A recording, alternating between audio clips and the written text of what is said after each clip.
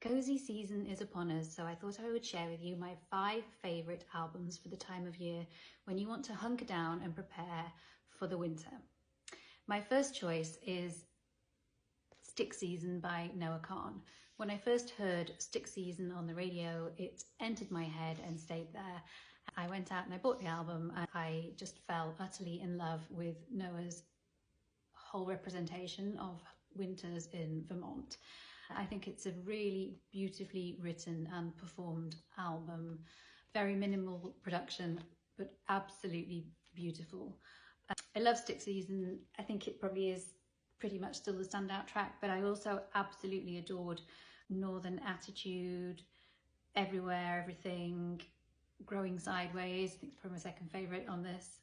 Homesick, so many. Unfortunately, this is not the edition with the extra tracks on. I love Paul Revere. It is a stunning song. I wish it was on here. I will probably have to go out and buy the extended version of this album at some point just so I can have that song. But my first recommendation for hunkering down, locking yourself away, Stick Season, Noah Kahan. My second recommendation, because it is after all spooky season, is Michael Jackson's Thriller. And I have here the original 80s pressing with its gatefold sleeve. I adored this album from the first time I heard it. When I heard Thriller, the track, and the Vincent Price monologue, I was just obsessed. In fact, I tried to recreate similar sounds in some early songs that I wrote that involved slamming the kitchen door and getting my cat to come and meow on my track. Whole other story there.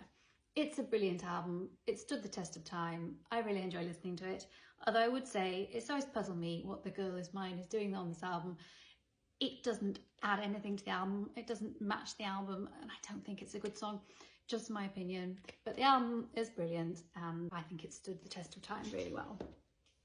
My third choice is Tori Amos, Ocean to Ocean. This album came out, I think, in 2021.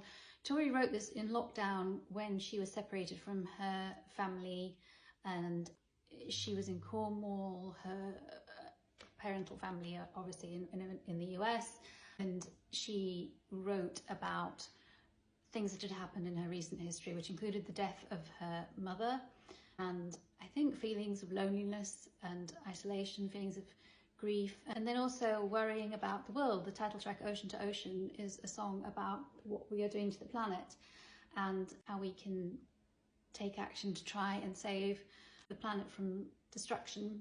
Having said that, it is a really lovely album to listen to. It's quite emotional, particularly if you have lost somebody very close to you. Tori speaks a lot about the earth and trees and nature. I think it's a beautiful album to listen to in the autumn. There's one song on here which is Flowers Burnt Gold, which I think the only track on here that is just Tori and the piano. It is absolutely beautiful. It is a song about her mother, and I would recommend this album thoroughly to Tori Amos fans and non-Tori Amos fans. I think it's stunning.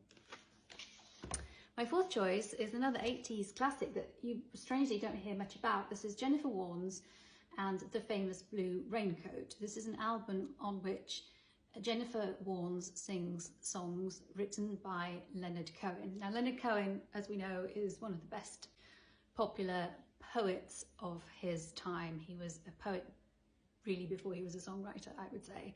His lyrics are stunning, and he gave a new voice to them by working with Jennifer Warnes on this album.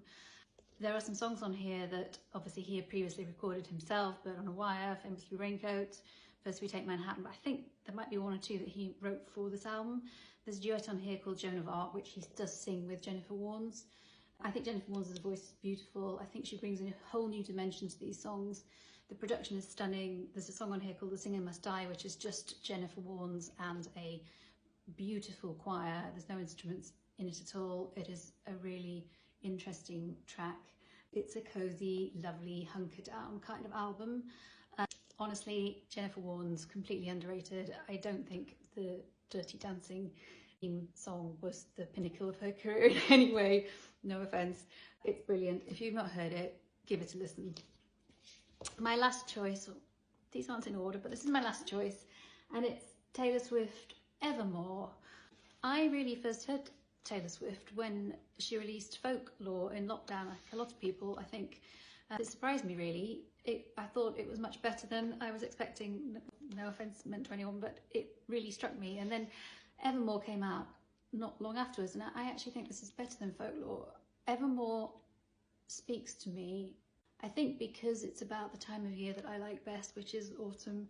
Evermore, the song itself is about the move from summer into winter mood. I think it's captured really beautifully on here. It's a kind of autumn into winter album, I would say. A bit bleak in parts, but really beautiful. I think Champagne Problems was probably the first song that really grabbed me on here.